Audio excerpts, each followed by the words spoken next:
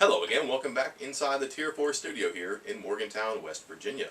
For the Charleston Gazette Mail, I am Mike Casaza, and today is Tuesday, which means it is time for my weekly waste of breath known as the Tuesday Taboo. If this is your first time or your fourth, allow me to apologize because the first three of these have blown up in my face. Maybe the question this week should be, is this even worth the effort?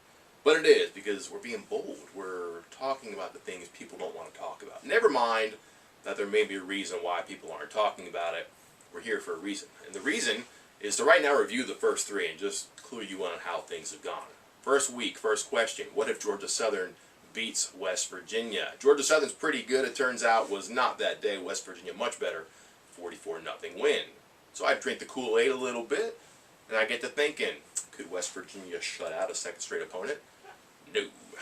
41-17 win for West Virginia, but 17 points is not a shutout. You didn't have to tell the defensive players and coaches after that. They were all disappointed in their performance. Made for a long open week, a long time before they could get back out in the field and play Maryland Saturday. That went well, but before Maryland Saturday, I asked, what if Russell Shell isn't fit for this offense? That did not go well. Shell had maybe his best game as a college running back, certainly one of the top ones since he's been here at West Virginia. Not huge stats, very productive though. 15 carries, 77 yards, a series of positive plays, a touchdown, what was a combination of determination and clever thinking on his behalf, but big run, 6 yards, 5 yards, 6 yards, 9 yards, 14 yards, 23 yards. That's just his fourth 23-yard run in over 200 carries since joining the Mountaineers. 2 catches, 1 for 16, 1 for 17. In short, whenever the ball was in his hands, something good happened, and that's what they want from him. West Virginia feasts on positive plays. If you're going to lean on the run like this team is going to try to do, you got to be moving forward and setting up second and short, third and short, again and again, to keep the offense dictating to the defense. So, how will I top that this week? Well, rather than wait a week to look silly, let's get it out of the way right now by asking a question that maybe isn't preposterous right now, but would have been inconceivable just a few weeks ago. Is West Virginia too lucky?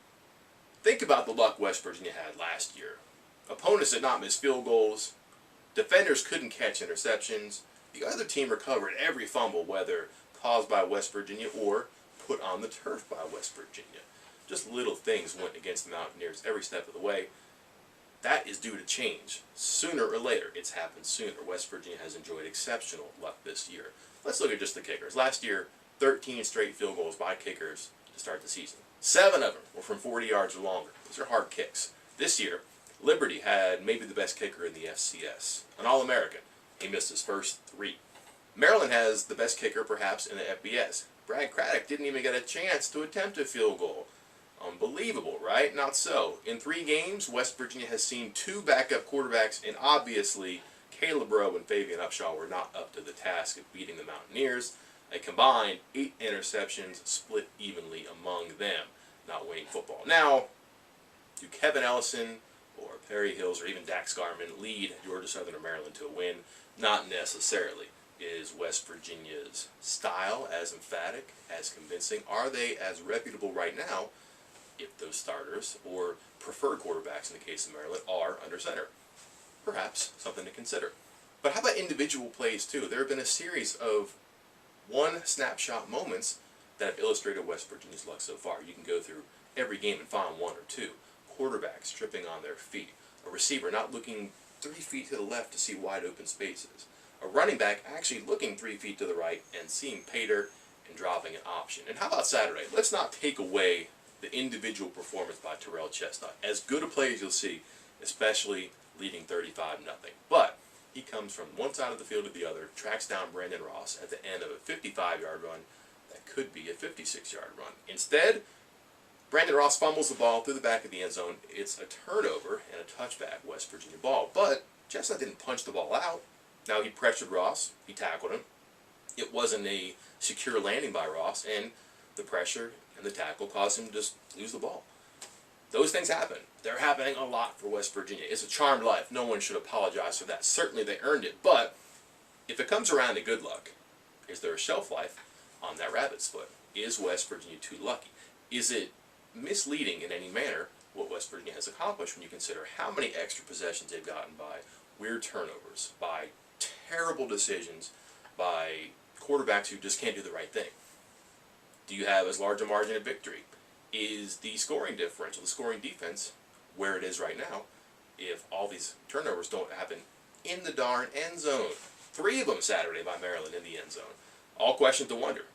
More importantly, does it come back around? That's a good thing to have in your corner when you go to Oklahoma. It's hard to beat the Sooners straight up in Norman. It's hard in the evening. It's really hard at night. Dana Holgorsen said Monday he's kind of jazzed up about playing at 11 in the morning. When would you rather have a really good ranked opponent at home? Probably at night, certainly in the afternoon. But 11 a.m., I don't think so. So add to the list another break that West Virginia has gotten, an early start, and as Dana Holgorsen said, a chance to get his guys home early. And if he's lucky, maybe with something nice to show off to his fans. That's it for this time. I'll see you next time. For the Charleston Gazette Mail, I'm Mike Casaza.